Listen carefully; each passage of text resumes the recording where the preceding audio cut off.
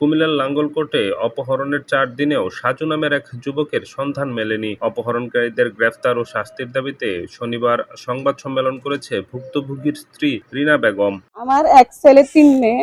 সংবাদ সম্মেলনে নিখোঁজ সাজু স্ত্রী রিনা বেগম জানান, বাঙ্গরডাঙ্গা বাজারের হিরণ মোল্লা, শফিক ও শাহিনের সাথে টাকা নিয়ে ঝামেলা চলছে কিছুদিন ধরে।